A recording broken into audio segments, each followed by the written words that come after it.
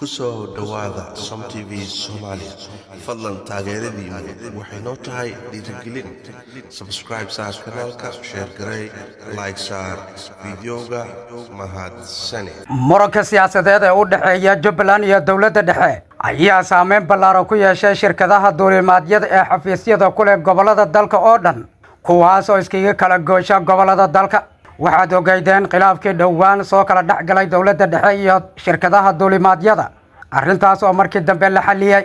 shirkadaha duulimaadka ayaa amar ka soo baxay dhinaca dawladda federaalka si doodoob ah ayagoo ogolaansho diidma qaatay xilligii ay taagneed arrintii la xiriirtay Ras Kamboni iyo daabulista ciidankii dawladda federaalka ee la geenayay Ras Kamboni iyagoo aan raalli ka ahayn ayayna qaateen amarkii ka soo baxay dhinaca dawladda federaalka kadib markii lagu amray in shirkadaha haddii ay diidaan amarka dawladda federaalka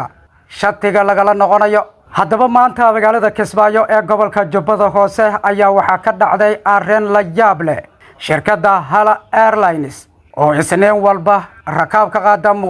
Kismaayo Muqdisho ayaa maanta waxay rakaab ay ka qaaday garoonka Aadan Cadde ee Muqdisho waxay ka dejisay garoonka diyaaradaha magaalada Kismaayo markii rakaabkaasi ay dejisay oo ay doonaysay diyaaradda Hala Airlines in rakaab kale ay ka soo qaado Kismaayo oo ay keento Muqdisho ayaa waxaa lagu amray in wafdi ka socda Jubbaland ay ka qaado garoonka Kismaayo ayna geyso magaalada Doolow duuliyihii diyaaradda ayaa la sheegay wax allaale wixii agab haga ah laga qaaday laguna amray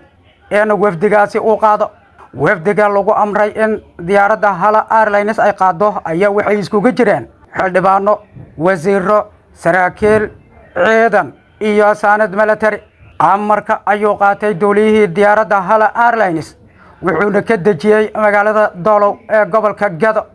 haddaba su'aasha la isweydiinayo ayaa waxay tahay haddaba qolad kastaba shirkadaha duulimaadyada ay ku amrayso in danaheedu ay u fuliso maxaa dhici doona sida la wada og yahay shirkadaha duulimaadyada ee diyaaradaha waa kuwo kira xafiisyadoodana waaweyn inta badan waxay ku yaalaan magaalada Nairobi dad fara badan oo arrintan ka falceliyay waxay ku tilmaameen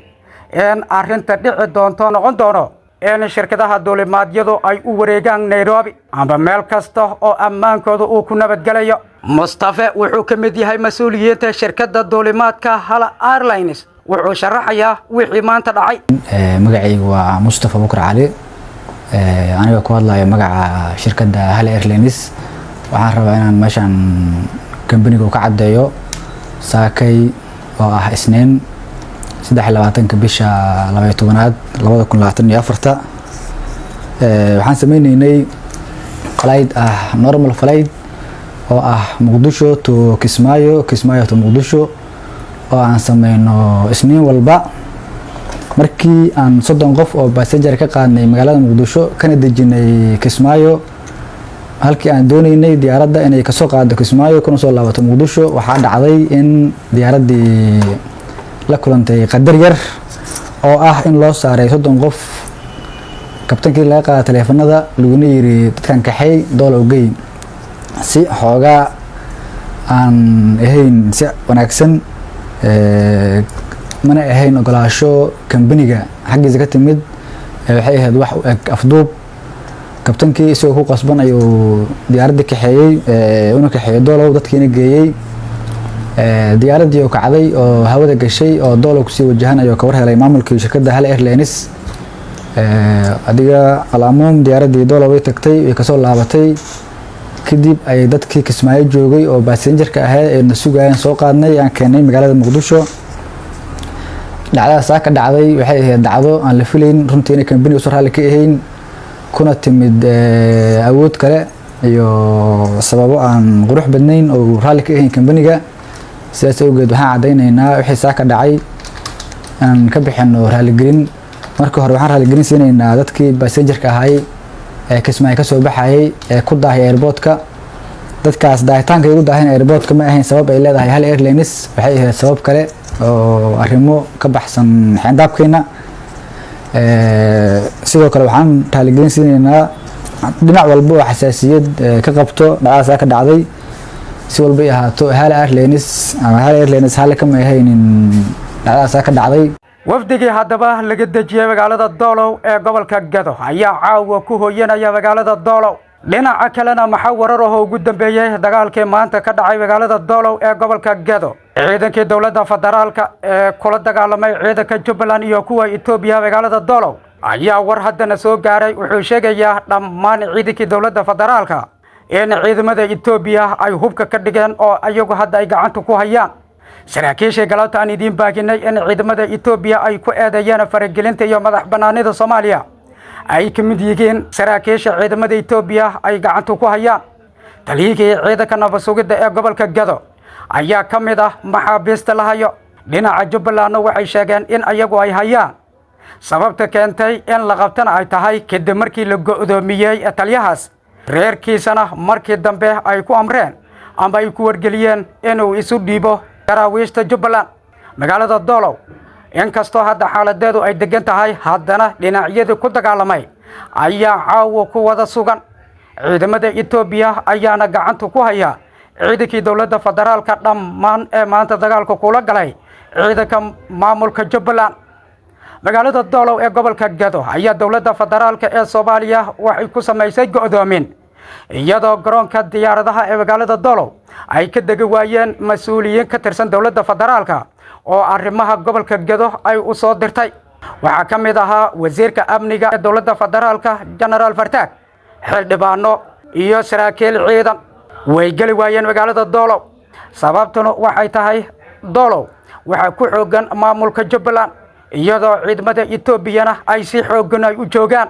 sidoo kale Doolow waxa ku sugan wasiirka amniga maamulka Jubbaland General Dhuumaal sidoo kale madaxweyne ku-xigeenka koowaad ee maamulka Jubbaland Maxamuud Sayid Aadan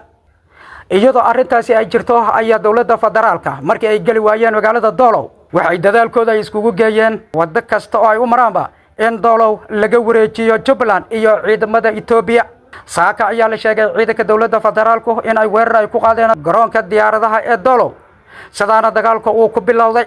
dagaalkaas ayaa la sheegay in 6 qof ay ku geeriyoodeen dad shacabana ay ku jiraan sidoo kale ciidamada Itoobiya ay wax ka geeriyoodeen waxna ay ka dhaawacmeen ciidanka dowladda federaalka ayaa iyana sidoo kale dhimasho iyo dhaawacba ka soo gaartay ciidan ka mid ah dowladda federaalka oo gurmad ahaan ugu soo socday Doolow kana yimid Buulaxaawo ayaa miino dhaxdo kula qaraxday iyadoo dhimasho iyo dhaawacna halkaas ay ka soo gaartay xaaladda guud ee magaalada Doolow ayaa hadda aan idin la hadlayno degan hase yeeshee mar waliba waxa suurtagal ah in ay dagaalo ay ka dhacaan dowladda federaalka ayaa dadaalkeeda oo dhan waxay iskugu geynaysaa gobolka Gedo Doolow waa meel istaraatiiji ah waxay ku taallaa xadka kala qeybiya Soomaaliya iyo Itoobiya waana sababta keentay muhiimadda dowladda federaalku ay u siinayso Doolow dhinaca Jubbalandna waa sababta keentay in iyana aanay laga xigsanin dhinaca Itoobiya labada dhinacba waxay u leedahay istaraatiijiyad muhiima dagaalkan haddaba maanta dhaxmaray dowladda federaalka iyo maamulka Jubbaland horay wuxuu dagaal ugu soo dhaxmaray Raas Kamboni ee gobolka Jubbada Hoose kaas oo lagu kala calaf qaaday kanna wuxuu u egyahay mid asagana lagu kala calaf qaadi doono dhinaca kalena dowladda federaalka ee Soomaaliya war saxaafadeed ay soo saartay waxay ay kala dul dhacday dowladda federaalka Itoobiya waxay ku eedeysay in ay faragelin ku hayso Soomaaliya dhawaan bay ahayd tii la wada hadalsiiyay oo la heshiisiyay Itoobiya iyo Soomaaliya maantana wafdi ka socda dhinaca dowladda federaalka ayaa loo diray dhinaca Addis Ababa si loo dhaqan geliyo heshiiskii labada dowladood ay wada gaareen ma wanaagsana xaaladda gobolka Gedo ma wanaagsana xaaladda labada dowladood Soomaaliya iyo Itoobiya waa ku maasantihiin daawashada tabantayada lamid ay tan ku wada kulmayno amaana Allah